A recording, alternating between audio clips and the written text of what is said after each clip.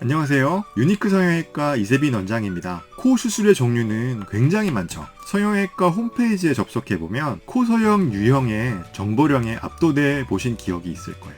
코 성형은 크게 콧대, 코끝, 콧볼 성형으로 나누어 볼 수 있어요. 이번 영상을 통해서 코 성형을 콧대, 코끝, 콧볼로 나누어 이야기하는 이유에 대해서 알아보고 그것을 바탕으로 코 성형 종류에 대한 모든 것을 이야기해 볼게요.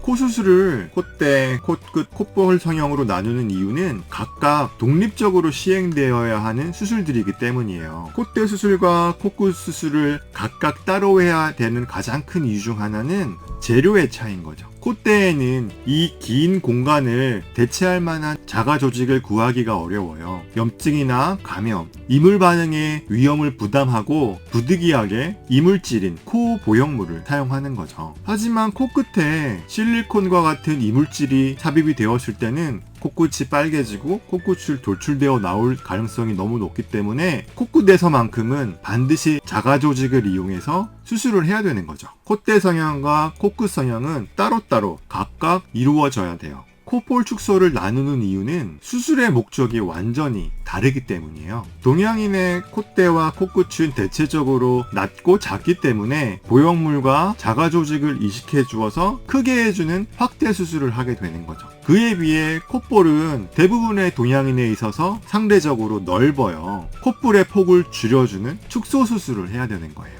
이와 같은 이유들로 인해서 코 성형은 반드시 콧대, 코끝, 콧볼 성형으로 나누어서 수술을 시행해야 해요. 코 성형을 콧대 성형, 코끝 성형, 콧볼 성형으로 나누어 본다면 이 각각에 대해서 또 소분류를 해볼 수가 있어요. 우리나라에서 가장 많이 시행되는 콧대 성형은 낮은 콧대를 높이기 위해 콧대를 높이는 수술인 거죠. 콧대가 낮으면 얼굴이 밋밋해 보이고요. 코 길이가 전체적으로 짧아 보일 수도 있고요. 낮은 콧대로 위해 상대적으로 입이 돌출돼 보일 수도 있어요. 보형물을 콧대에 삽입하여 낮은 콧대를 교정하는 수술을 하는 거죠. 낮은 콧대를 높이는 수술만큼 많이 시행되는 콧대 성형은 매부리 성형인 거죠. 매부리는 콧등의 뼈와 위 가쪽 연골이 돌출되어 있는 경우를 말해요. 콧대는 높지만 매끈하지 못한 경우가 대부분이고요. 외상으로 인한 코뼈 골절 후에 코뼈가 과성장하거나 연골이 과성장하여 생길 수 있어요. 전체적으로 코가 길어 보이게 되고 인상이 억세 보이거나 나이가 들어 보이고 여성의 경우는 남성적인 코같이 보이게 돼요. 연골성 매부리와 뼈성 매부리를 구분하여 제거해주는 매부리 코 성형으로 콧대 성형을 할 수 있는 거죠. 콧대가 넓은 경우에도 콧대 성형을 해요.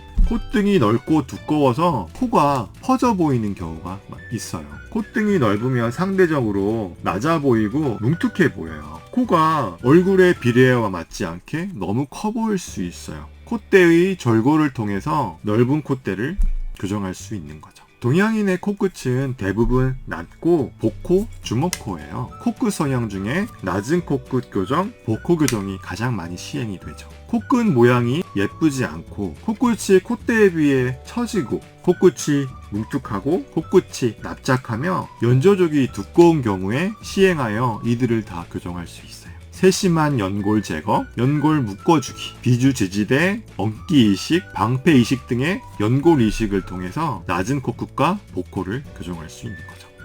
코끝이 너무 아래쪽으로 처져 있어서 코가 길어 보이는 화살코 교정도 코끝 성형으로 교정을 할 수 있어요. 코끝이 처지면 화살코처럼 보이게 되는데 얼굴과 코의 비례가 맞지 않게 너무 길어 보이는 거죠. 코끝이 아래로 당겨져 보여요. 비익연골의 머리 쪽 부분을 일부 제거해서 이동한 공간을 만든 후 비주지지대를 세워서 이마 쪽으로 회전시켜서 화살코, 긴 코를 교정할 수 있어요. 반대로 코끝이 이마 쪽으로 회전되어 있는 경우는 코가 짧아 보여서 들창코로 보이죠. 코끝이 들려 보이는 경우, 코의 길이가 짧아 보이는 경우, 구축 현상으로 인해서 코끝이 짧아진 경우, 콧구멍이 정상보다 많이 보이는 경우, 짧은 코 교정을 통해서 코끝의 모양을 교정한답니다. 콧대와 코끝을 동시에 교정해야만 교정되는 코의 변형도 있어요. 대표적인 것이 휜코죠. 코가 휠 때는 콧대 부분도 휠 수 있지만 코끝도 수가 있어요. 코가 정면에서 봤을 때 휘어져 있는 경우, 비중격과 같은 코 안의 구조와 같이 휘어져서 숨쉬기가 어려운 경우,